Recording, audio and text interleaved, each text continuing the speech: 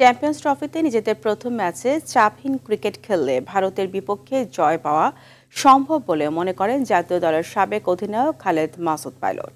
তবে ভারতের বিশ্বমানের বোলিং লাইন আপের বিপক্ষে টাইগার ব্যাটারদের কঠিন পরীক্ষা দিতে হবে বলেও মত তার। প্রথম ম্যাচে কেমন হতে পারে টাইগারদের একাদশ, সে বিষয়ে আরটিভিকে নিজের মতামত জানিয়েছেন খালেদ মাসুদ পাইলট। বিস্তারিত মাহফুজুল ইসলামের রিপোর্টে।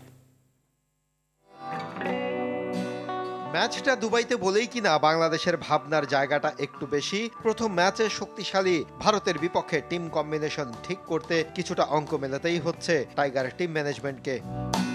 টপ অর্ডার নিয়ে যত ভাবনা, মিডল অর্ডারে অভিজ্ঞ মুশফিক রিয়াদে ভরসা রাখবে বাংলাদেশ দল। আইসিসির ট্রু উইকেটের সহজ হিসেব নিকেশ জটিল না করার পরামর্শ সাবেক এই অধিনায়কের। তো ইন্ডিয়া যদি খুব খারাপ খেলে, তাদের মতো করে যদি খেলতে না পারে, তারা তাদের বেস্ট খেললে কিন্তু তারা ম্যাচ জিতবেন না।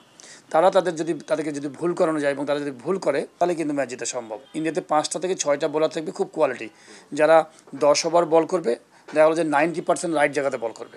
খুবই ইম্পর্টেন্ট যে আমাদের টপ অর্ডার ব্যাটসম্যানদের কাছ থেকে রান বের করা। তারা যদি বড় ইনিংস খেলতে পারে, একটা বড় কিছু হতে পারে, মানুষ ভালো কিছু করতে পারে। অলরাউন্ডার সাকিব আল হাসান হিন্দ বাংলাদেশ দলের একটি স্লটে রিশাদ নাসুমকে নিয়ে মেলাতে হবে অঙ্ক। সেক্ষেত্রে কে ঢুকবে একাদশে তা নির্ভর করবে এই দুই ক্রিকেটারের ব্যাটিং দক্ষতার উপর। এই সাকিব না থাকাটা কিন্তু একটা বড় প্রবলেম হচ্ছে। আপনি ধরেন অলরাউন্ডার একটা কমে যায়, একটা ব্যাটসম্যান অথবা একটা বোলারের জায়গাতে।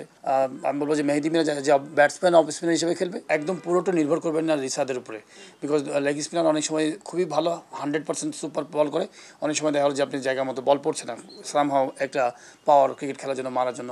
তো তখন কিন্তু আলটিমেটলি লেফট আর্ম স্পিনারের উপরে আপনি যেতে হবে, সাথে একটা 3টা ফাস্ট বোলার হয়তো খেলতে পারে। মাহফুজুল ইসলাম, RTV, ঢাকা।